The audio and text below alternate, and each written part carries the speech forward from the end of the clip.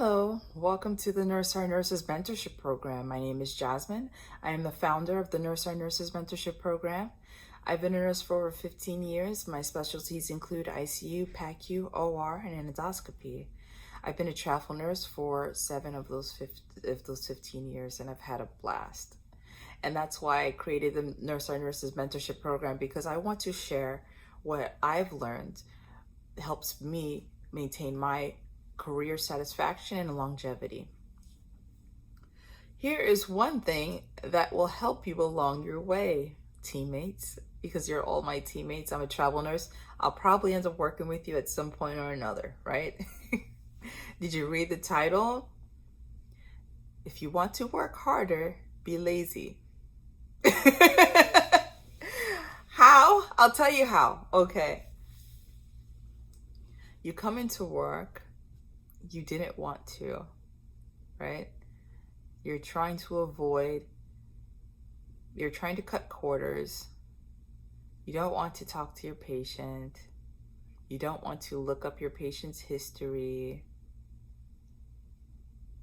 You don't want to clean your patient. You don't want to wash your patient. You don't want to answer a patient that calls, especially a patient that calls frequently. That leads to more work. Let me give you an example. What I like to do, if you want to do less work, I'll teach you how. I'll teach you why what I said is correct by showing you the opposite. When I come into work, I learn everything about my patient, and I go immediately there into their room, learn about them, and develop a rapport with them. Find out everything that they want right then and there, and find out what they anticipate that they might want throughout their shift. Have it scheduled and think about, so I'll be able to give it to them. And I look around in their room. I look at them based on what I read in their chart already, right? And if I clean the patient, I know I even learned more things that they weren't even able to tell me, that wasn't in the chart, that I didn't receive in report. And so I can anticipate a lot of their needs and wants, in addition to all the information that they gave me and that I discovered and read on my own. I give it all to them right there, right at the beginning of the shift. They're feeling like they have VIP treatment. They tell me what they want, I repeat it to them, and I bring it to them immediately as soon as I can. So not only do they feel taken care of, I'm setting a rapport that as whatever I can do, I will do. So they know that if there are delays in other matters, they know that if you could have done it, you would. Patient satisfaction. You give them what they need immediately, and you repeat what they say when they ask for something, and you give it right away. You're developing a rapport, and that makes them feel comfort. Comfortable patients call less. So you want to ease your shift? Satisfy your patient from the beginning. Set up a nice relationship from the beginning. They call it a rapport. Patient, you want to develop a nice rapport with your patient, but that requires action. So does that mean you're hustling at the beginning of the shift? Does that mean maybe you have to come early to set up for your shift? Yes, but that also means you will be clocking out on time every shift. There's rarely a reason to have to clock out late, because guess what? If you set yourself up and you hustle at the beginning of the shift, and you do all your documentation and don't delay, you will be available for your emergencies.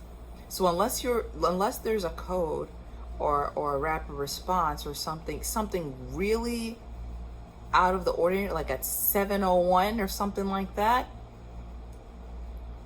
something just, some act of God type of stuff, most of the time you should be able to leave. You should be out of there.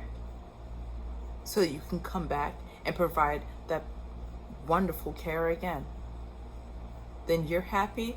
You worked less because your patient called less, because you already gave them what they wanted and made them feel secure, so they felt less anxious to ask for more things.